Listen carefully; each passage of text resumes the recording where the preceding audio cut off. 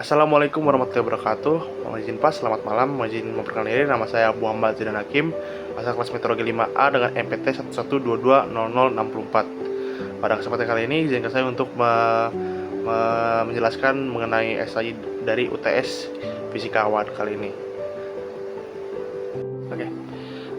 Ini ada diagram tahap mikrofisika awan. Yang satu ini ada nukleasi tahap awal nih.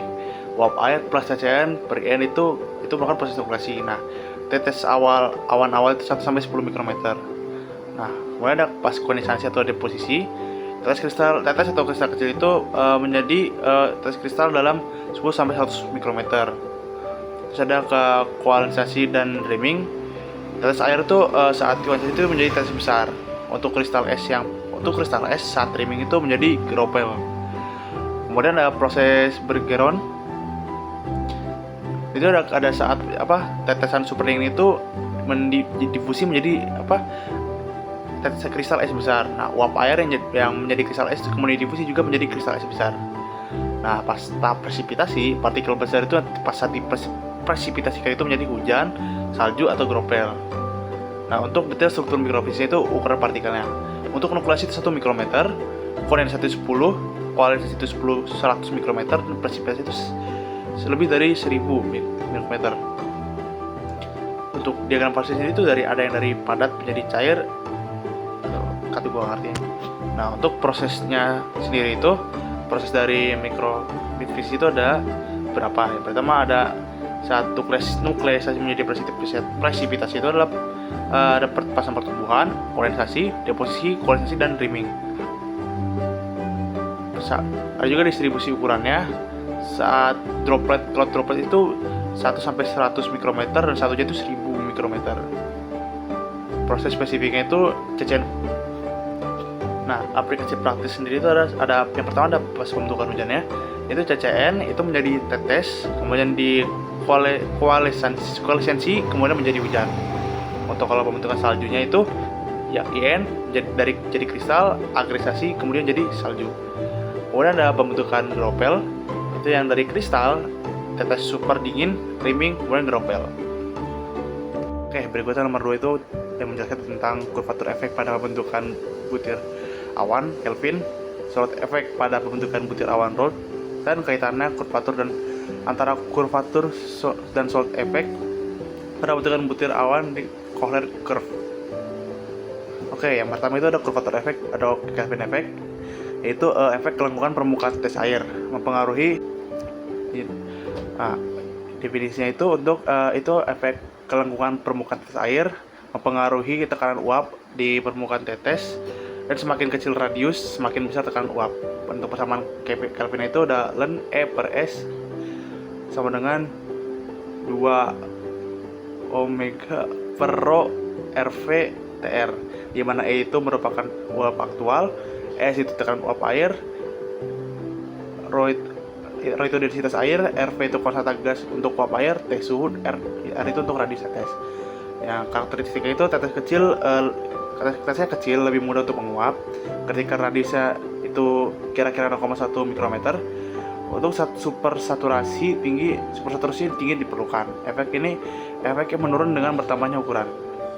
Yang beda Raoult effect atau Raoult effect, definisi efek zat ini terlalu pada tekanan uap, mempermudah kondensasi. Nah, untuk persamaan sendiri itu ada ES sama dengan 1 min N2 per N1 plus N2, dimana N1 ini jumlah mol pelarut dan N2 itu jumlah mol zat terlarut. Nah, karakteristiknya itu semakin tinggi konsentrasi, semakin rendah tekanan uapnya. Efek lebih dominan pada tetes kecil, membantu pembentukan awal tetes, dan bergantung pada sifat CCN. Nah, C ini ada Kohler curve atau kombinasi dari Kelvin dan Raoult.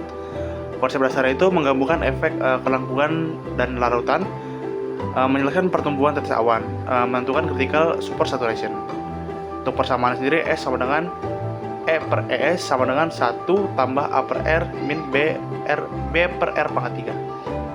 Nah, analisis kurvanya ini untuk dari A ini regen 1 itu R kurang dari RC RIT. Nah, efek kelengkungan menjelaskan bagaimana gaya tegangan permukaan dan ikatan antar partikel menjadi lebih lemah saat melengkung, sehingga menghasilkan tingkat penguapan yang lebih tinggi. dalam kurung R adalah laju pertumbuhan bersih tetesan. Tetesan awan yang lebih kecil mengalami efek lengkungan yang lebih tinggi, menyebabkan pertumbuhan lebih cepat. Berikutnya di nomor 3 itu menjelaskan tentang perkembangan beberapa modifikasi teori parsel udara sebagai efek dari teori parsel yang terlalu cepat dalam akselerasi gaya buoyancy. Nah, perkembangan itu yang pertama itu ada teori parsel klasik. Karakteristik dasarnya itu mengasumsikan parsel terisolasi, tidak ada percampuran, konservasi energi total, dan akselerasi buoyancy itu langsung. Yang itu ada limitasinya. Itu akselerasi terlalu cepat, mengabaikan efek mixing, mengabaikan tidak realistis untuk awan cumulus. Overestimasi updraft. Nah, yang kedua ada modifikasi entertainment.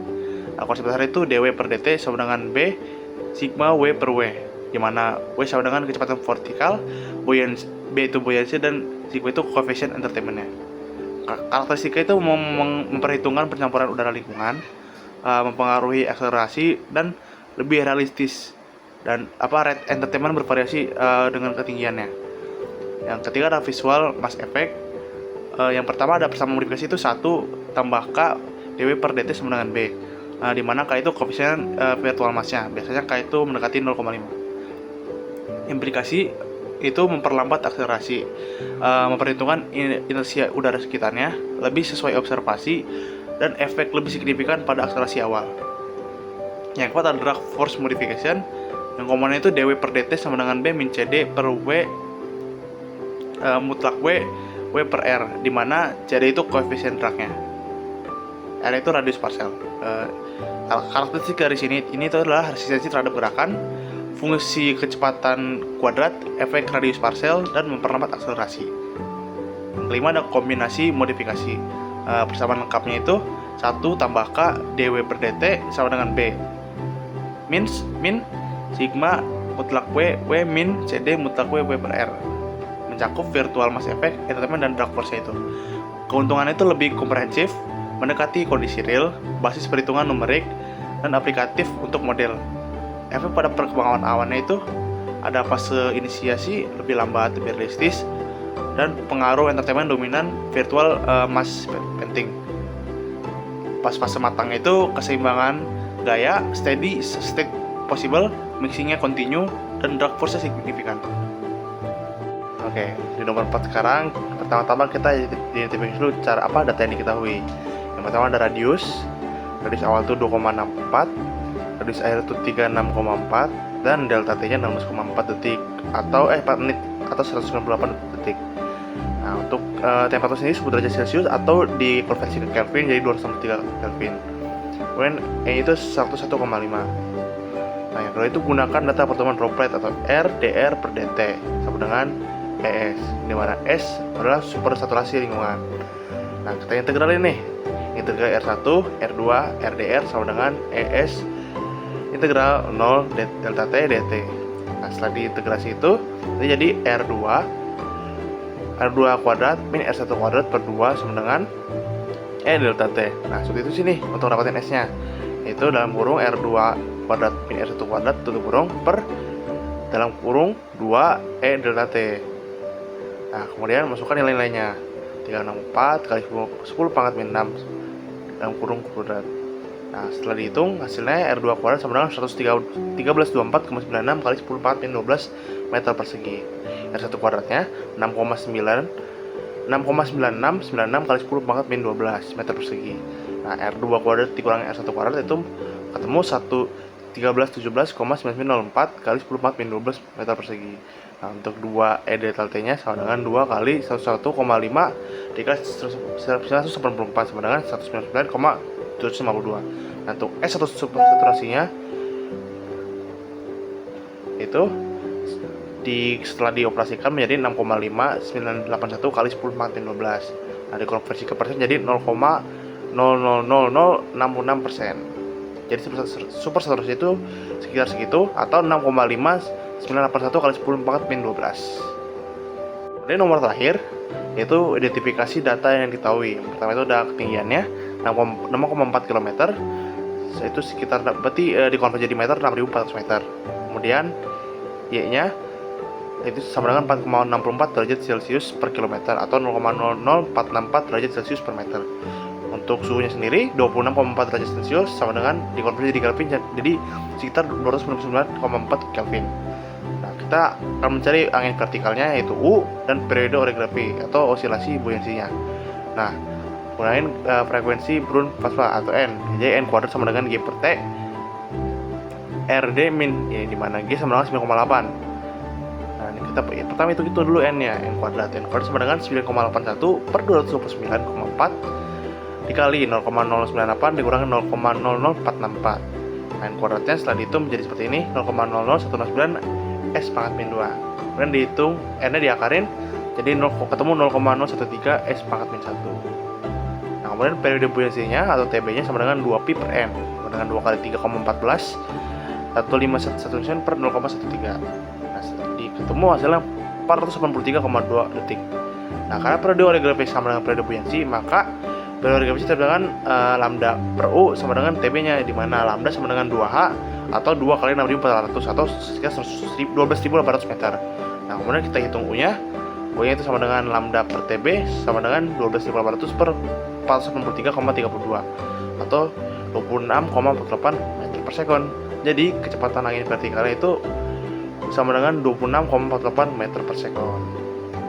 Mungkin cukup sekian yang bisa saya sampaikan. Kurang lebihnya mohon maaf. Bila ada yang kurang itu datangnya dari saya. Assalamualaikum warahmatullahi wabarakatuh dan selamat malam.